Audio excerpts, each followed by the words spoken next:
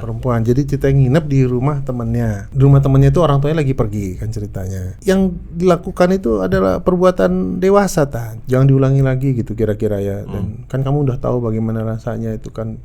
Oh iya rasanya enak. Terus yang kedua yang lagi viral lagi juga itu apa namanya? Kukunya papa. Jadi di akun kukunya papa itu dia menulis komentar-komentar yang vulgar, yang mengomentari apa namanya bagian-bagian vital dari wanita.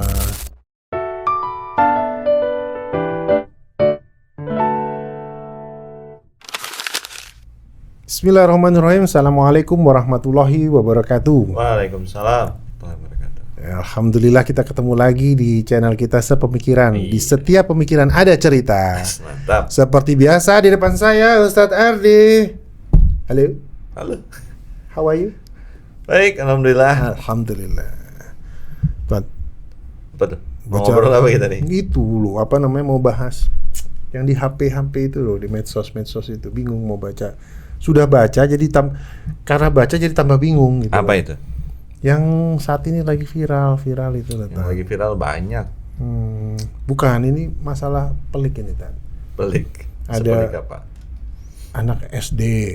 Anak SD umur 9 tahun. 9 tahun, jadi dia ceritanya itu nginep nih, perempuan nih Tan. Oh iya. Perempuan. Jadi kita nginep di rumah temennya. Nginep di rumah temennya terus udah gitu kan, di rumah temennya itu orang tuanya lagi pergi kan ceritanya. Lagi pergi. Jadi nginep di sana. Ternyata yang dilakukan itu adalah perbuatan dewasa Tan. Seperti itu, perbuatan dewasa yang ya sebegitulah. Seperti anak SD umur 9 tahun. Gitu. Dan ada sisi, bukan sisi baiknya, bagusnya dia itu mau cerita sama salah satu dokter gitu. Terus dia cerita bahwa itu, dan dokternya itu nanya, "Ya udah kamu jangan diulangi lagi gitu kira-kira ya." Dan kan kamu udah tahu bagaimana rasanya itu kan. Oh iya rasanya enak gitu. Malah bilangnya gitu. Aduh parah umur banget. 10 tahun tuh ya? Umur 9 tahun. 9 ya? 9 tahun. Masih SD itu ya? Iya 9 tahun apa 10 tahun ya sorry. Terus yang kedua yang lagi viral lagi juga itu apa namanya kukunya papa. Apa pula tuh kukunya? Kukunya papa ya, pokoknya namanya kukunya papa gitu. Jadi, apa kasusnya? Jadi kasusnya hampir mirip tapi beda tema. Miripnya tuh apa? Jadi apa namanya anak yang nggak ada adabnya gitu. Jadi komentar yang tidak pantas gitu tak. Seperti itu. Jadi di akun kukunya papa itu dia menulis komentar-komentar yang vulgar. Vulgar seperti itu, yang mengomentari apa namanya bagian-bagian vital dari wanita seperti itu gitu. Yang nggak pantas lah itu di sosial media disampaikan seperti itu. Secara terbuka. Iya, secara terbuka. Jadi saya berpikir begini, apa ini kira-kira seperti ini nih gimana ya penyebabnya? Apakah karena orang tuanya yang tidak mendidik atau apa istilah ilmunya tuh ilmu parenting gitu ya tadi? Apakah orang tuanya tidak melakukan ilmu parenting yang baik dan benar gitu? Kenapa kok bisa anak-anaknya seperti ini? Gimana Tat? Kalau kita berbagi pusing lah Tat.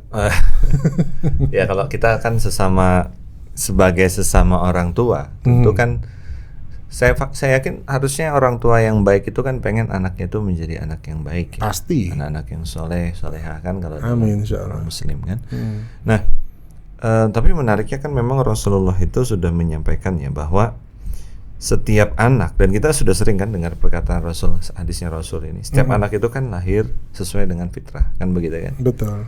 Kemudian kata Rasulullah dilanjutkan ya kan, bahwa yang merubahnya menjadi kemudian Majusi kan begitu kan, Yahudi, Kristen atau yang tidak sesuai dengan fitrah, maksudnya yang tidak sesuai dengan fitrahnya tidak sesuai dengan Islam, ya itu orang tuanya. Gitu. Jadi agak menarik kalau kita melihat bahwa kita tentu nggak bisa menafikan ya bahwa anak itu ya bagaimana dia nanti itu tergantung dari pendidikan orang tuanya. Itu di satu sisi betul. Ya kan, karena ya yang mengarahkan kan orang tua. Betul. Ya yang mengarahkan, memberikan masukan, mengajarkan apa kepada dia. Makanya kalau saya sendiri ya ketika ngelihat anak itu, anak ini nggak jauh beda seperti kita. maksudnya cerminan kita, maksudnya ada samanya kan begitu. Ada samanya, ada mewarisi sifat-sifat kita. Benar kan begitu kan? Setuju. Ada apa namanya? Wah, ini kecil mirip banget kayak bapaknya atau ibunya misalnya kan, betul, begitu betul. kan. Sepemikiran tadi. Iya, sepemikiran ya. Nah, jadi saya pikir juga itu yang harus kita sadari gitu, bahwa dalam konteks kita sebagai seorang orang tua ya. Kita harus paham bahwa yang namanya orang tua itu nanti sangat berpengaruh besar terhadap anaknya. Betul. Gitu. Jadi hati-hati tuh. Artinya gini, kalau ada anak yang bermasalah, maka yang harus dicek adalah orang tuanya gimana. Pasti itu tadi ya. Iya loh, dia yang membesarkan orang tuanya ya. Iya dong. Yang memberikan maklumat, yang kemudian mengatakan ini baik dan benar. Iya. Ini pantas untuk dilakukan, ini tidak. Iya. Ini harusnya kamu begini, tidak boleh begitu. Itu kan siapa? Orang tua kan. Maka kalau ada anak yang bermasalah, itu harusnya dikembalikan kepada siapa? Orang tuanya dulu. Oke. Berarti penting sekali tadi yang namanya ilmu parenting itu, bagaimana kita mendidik. Karena bagaimana kita sebagai orang tua mendidik anak-anak kita gitu ya. Iya, jadi makanya kan begini kan, salah satu hak pertama kan kalau kita sebagai seorang laki-laki, hak pertama kan yang harus kita tunaikan kepada anak-anak itu adalah memilihkan ibu yang terbaik bagi anak-anak kita. Memilihkan ibu yang terbaik. Setelah ketemu ibu baru jadi anak, Tat. Iya, makanya. Gak bisa setelah jadi anak baru milih ibu. Iya, artinya gini, dalam konteks kita sebagai seorang laki-laki, ketika kita memilih istri untuk perempuan untuk dijadikan istri, maka kita pilihlah perempuan yang terbaik. Agar apa? Agar anak-anak yang lahir dari pernikahan itu bisa dididik, bisa dibimbing oleh seorang ibu yang baik gitu. Bayangkan kalau misalnya kita memilih seorang perempuan yang itu perempuan yang rusak. Pemikirannya, cara dia kemudian memutuskan sesuatu dan lain-lain, maka tentu apa yang bisa kita harapkan kan setelah itu kan, ketika punya anak dari situ ya tentu tidak akan jauh dari situ. Itu yang pertama. Makanya yang pertama itu dulu. Yang kedua, sebelum kemudian bicara ilmu parenting, biasanya yang harus kita clearkan itu adalah ilmu terkait dengan hubungan antara suami dan istri. Jadi itu harus beres. Maksudnya terkait apa? Hak dan kewajiban. Gitu. Baru setelah itu bicaralah ilmu parenting. Gitu. Karena ini satu hubungan begitu. Iya, benar. Gitu. Setuju. Jadi kalau hubungan kita sama istri tidak harmonis. Nah, betul. Mungkin jatuhnya juga kan lari ke bagaimana kita mengasuh anak-anak kita. Tidak harmonis, tidak satu visi kan. Tidak satu visi. Iya. Sepemikiran saya dengan itu. Ya. Nah, jadi mungkin kita juga ya, saya mungkin juga Jion, saya tidak tahu, tapi banyak dari kita tuh yang melakukan sesuatu itu tanpa ilmunya dulu. Contoh misalnya begini. Gimana? Kalau dulu misalnya mau menikah, apakah kita sempat belajar tentang ilmu tentang kehidupan pernikahan? Enggak. Iya kan? Enggak. Ya mohon maaf ya, menikah kan tidak hanya isinya tentang hubungan antara suami istri dalam konteks hubungan biologis kan. Iya. Tapi banyak lagi terkait hak dan kewajiban yang harus sama-sama dipahami dan dimengerti kan oleh suami dan istri. Dan kebanyakan saya pun ya merasakan bahwa kita itu memulai kehidupan suami dan istri itu tidak berbekal ilmu yang mumpuni. Ya kan? Dan banyak dari orang-orang sekarang itu kan begitu. Makanya kan kita tuh agak sedih ya. Sedihnya tuh begini. Banyak orang yang nikahnya besar ini. Iya, party, pestanya besar. Betul, ya kan? Betul. Ada inilah menghabiskan uang banyak. Ternyata 1, 2, 3 bulan divorce kan begitu kan? Sehingga ada tuh misalnya biasanya kan di kehidupan para artis yang itu juga kadang-kadang menjadi rujukan masalahnya bagi anak-anak muda sekarang. Jadi mereka tuh ngelihat, oh ini ini artis ini udah muda jadi janda, kan begitu kan? Udah muda jadi janda, dan itu dianggap kemudian biasa gonta-ganti pasangan dalam konteks pernikahan itu biasa. Padahal kan itu masalah begitu. Karena mungkin juga ditambahkan dengan cerai itu nggak haram, Tat. Iya betul, cerai itu nggak haram. Cerai itu kan sebenarnya mekanisme dalam Islam ketika keluarga itu tidak bisa mendapatkan sakinah mawaddah warahmah, maka kecerai. Walaupun orang-orang itu memaknai cerai ini langsung pisah gitu.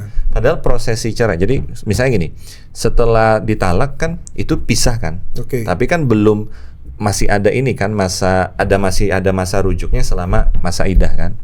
Ya gitu. Kan begitu kan. Nah, itu kan sebenarnya gini, perlu dipahami apa? Nanti kan ada perincian fikihnya ketika nanti talak 1, metode rujuknya gimana segala macam. Nah, ketika setelah ditalak itu dalam fase ini tadi, fase dipisah tadi itu, ini sebenarnya fase untuk memberikan kesempatan ketika pisah itu masih ada nggak rasa introspeksi diri, yang salah apakah kita atau pasangan, kemudian menurunkan ego masing-masing, kan begitu kan? Untuk apa konsennya itu apa? Agar ada kemungkinan untuk bisa berujuk bersatu kembali.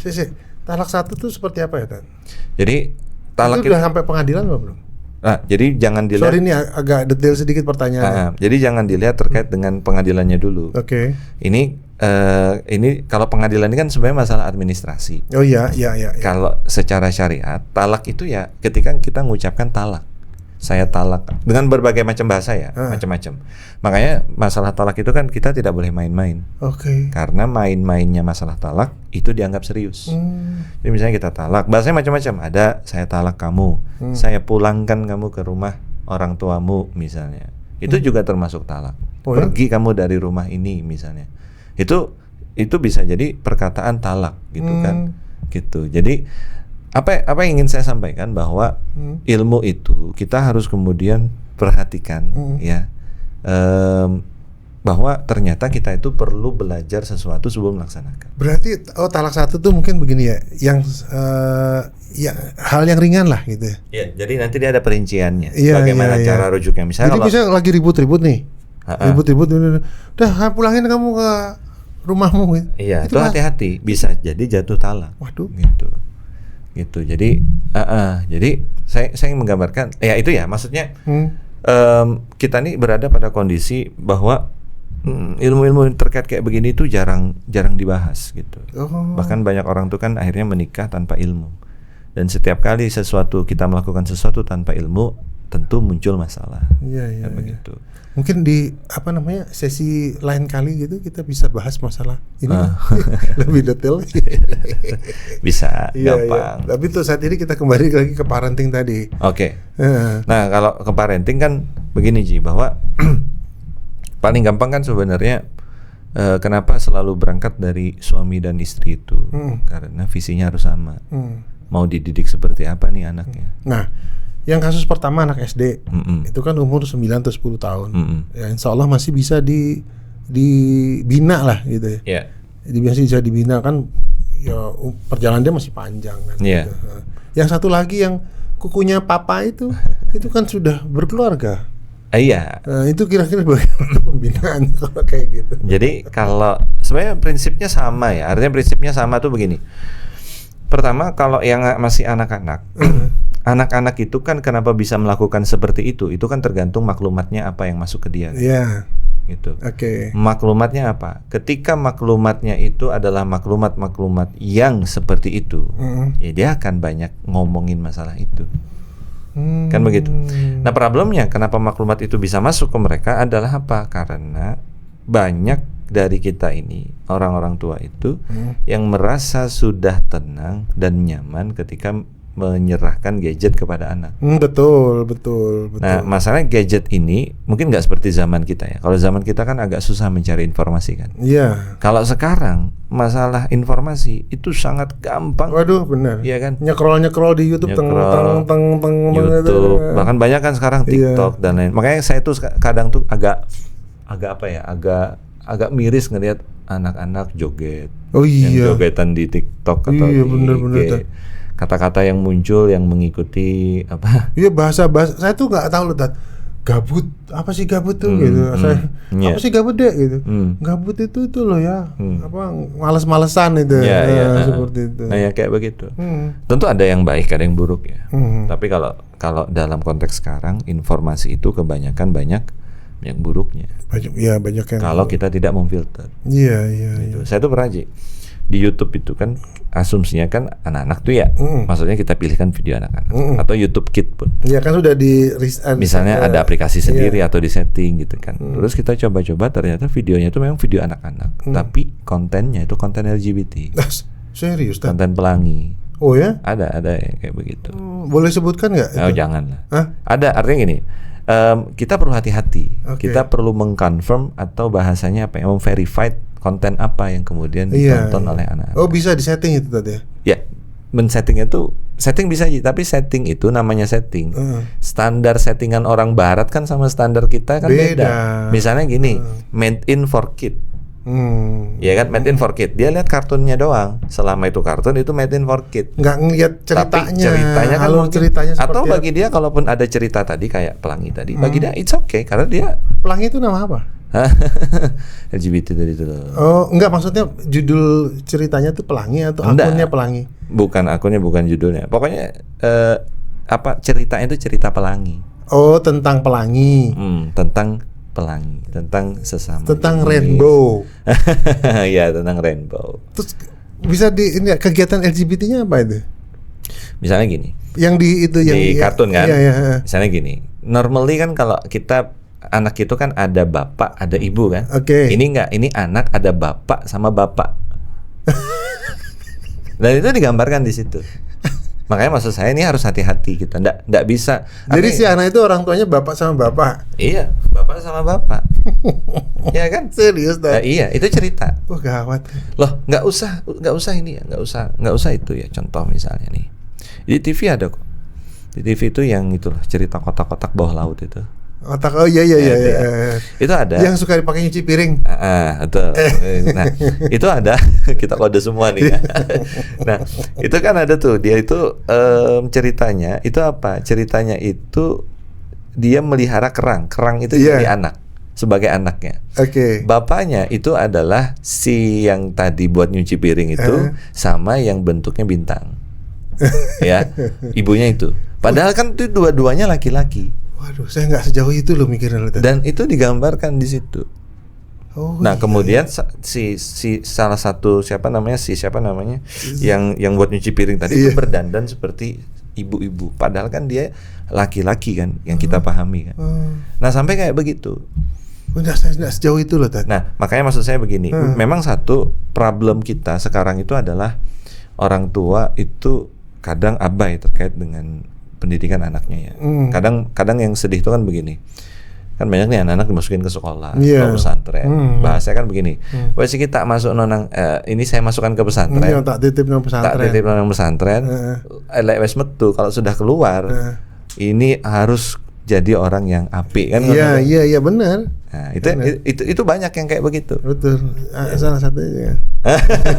Nah, boleh kan begitu kan? Kenapa? Karena tetap saja kemudian yang namanya pendidikan anak-anak itu tanggung jawab orang tua. Tapi kan enggak apa-apa dong masukin anak ke pesantren. Itu tanggung jawab orang tua. Maksudnya begini, tidak melepaskan sepenuhnya kepada lembaga pendidikan. Oh iya. Iya dong. Tetap kita yang harus kemudian mengarahkan, mendidik. Gitu. Jadi itu satu sisi ya, satu. Nah, yang sisi yang kedua adalah bahwa ekosistem lingkungan. Bahwa tadi kan banyak tontonan, banyak media, banyak suara-suara, banyak model kehidupan, dan lain-lain yang itu mendorong ke situ. Gitu. Jadi kalau masih anak-anak, ya maklumatnya harus diganti. Itu ya, supaya dia kemudian tertimpa maklumatnya yang buruk-buruk tadi dengan maklumat yang baru. Ya, informasinya itu harus ditimpa, diperbanyak informasi yang benar. Iya, harus betul. Kalau yang sudah besar, itu harus dipaksa. Dipaksa tuh maksudnya apa? Kalau memang orang tuanya peduli dengan dia, itu dia harus dipaksa. Untuk apa? Untuk kemudian nggak begitu lagi. Harus ya? Ya harus dong, dipaksa.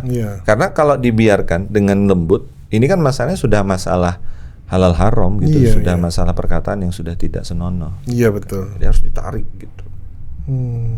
Jangan ada nego-negoan lah kayak gitu ya sudah. Ya itu kan gimana ya? Masa ada orang ngomong kayak begitu terbuka di depan di sosial media. Kan? Iya.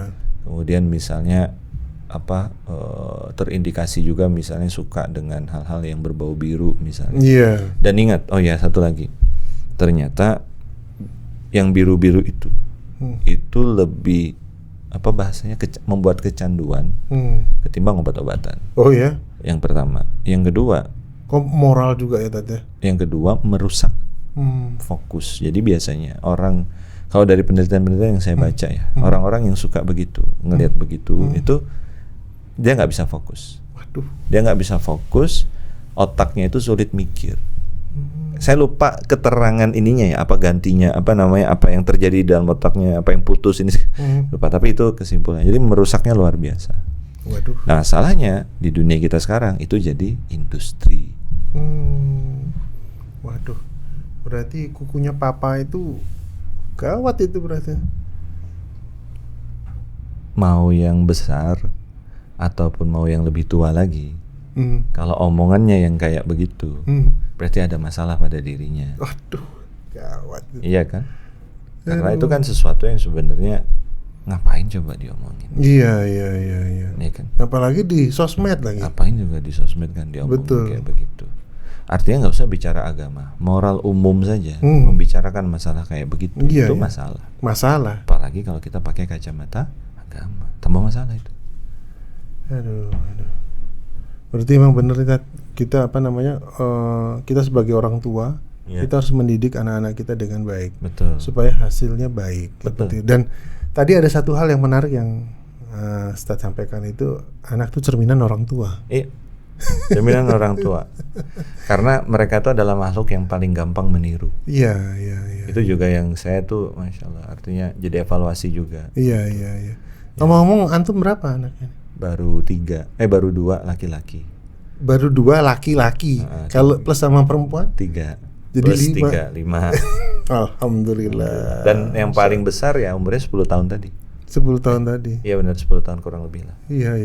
Gitu. Dan ya betul, anak-anak segitu sekarang tuh saya merasa pinternya tuh lebih cepat daripada kita zaman dulu ya. Maksudnya pakai gadget dan lain-lain. Ya dari segi makanan juga sekarang kan lebih berprotein daripada zaman kita dulu. Gitu ya. Kita dulu ngerasain itu air tajen tuh nggak air tajen? Air masak nasi itu. Bekas nasi. Iya, itu kan nikmat itu. Seperti itu. Karena anak kita sekarang nggak ngerasain air tajen. Iya, artinya memang makanan beda, informasi kan juga berbeda. Kecepatannya itu kan. Ya itu tugas kita. Artinya tugas kita sebagai orang tua, juga tugas kita untuk kemudian melihat bahwa masalah ini juga masalah lingkungan. Berarti dari dua berita viral ini, kira-kira apa yang bisa kita tarik benang merahnya sehingga kita bisa tidak sampai seperti mereka. Jadi kita bisa yang jauh lebih baik daripada orang tua mereka, sehingga kita bisa mendidik anak kita supaya lebih baik. Iya. Jadi dari berita-berita tadi ya tentang kerusakan atau permasalahan atau problem remaja, maka kita harus sadar tuh bahwa mau nggak mau benteng terakhir itu keluarga dalam hidup ini. Di dunia yang sekarang ini.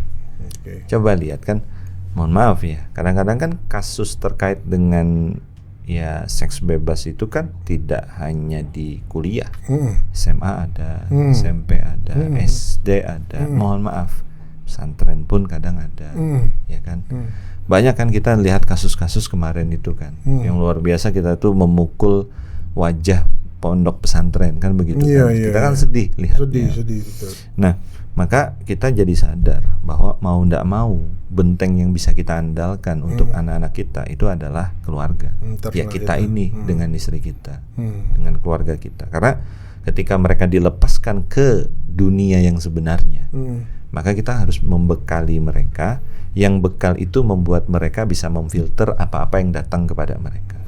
Kan kita nggak mungkin kan menahan anak kita itu terus di rumah, nggak lihat HP, nggak bisa, karena memang dunia ini seperti itu sekarang. Maka satu-satunya yang pantas dan harus bisa kita lakukan adalah, mungkin kita nggak apa-apa nggak ahli gadget, dia lebih ahli, ya kan, nggak apa-apa, kita mungkin nggak sebanyak pinternya dia ketika nge-search segala, ngeriset melalui internet, nggak apa-apa. Tapi kita tahu bagaimana cara menginstal prinsip-prinsip yang sesuai dengan agama, sesuai dengan Islam, sehingga apa? Ketika nanti mereka berhadapan dengan kehidupan yang sebenarnya, mereka itu bisa apa? Bisa memfilter itu dengan baik. Itu yang paling penting. Sekali lagi, ya kita yang harus mendidik anak kita. Yang secondary itu sekolah maksudnya, itu membantu. Gitu. Tapi kitalah yang harus berperan paling utama dan pertama untuk anak-anak kita. Sepemikiran. Masya Allah. Alhamdulillah, mudah-mudahan apa yang sudah kita bahas hari ini ada manfaatnya bagi kawan-kawan sepemikiran semua. Amin. Ya, mudah-mudahan berguna dan ya kita, kalau ada salah kita minta maaf ya. Mohon maaf kalau ada kurangnya. Betul, mohon maaf sekali lagi kalau ada kekurangannya, dan jangan lupa nantikan di episode berikutnya tema yang lebih menarik. Insyaallah. Baik, kita akhiri dulu tema kita hari ini tentang parenting. Sampai ketemu lagi di tema berikutnya. Wassalamualaikum warahmatullahi wabarakatuh. Waalaikumsalam warahmatullahi wabarakatuh.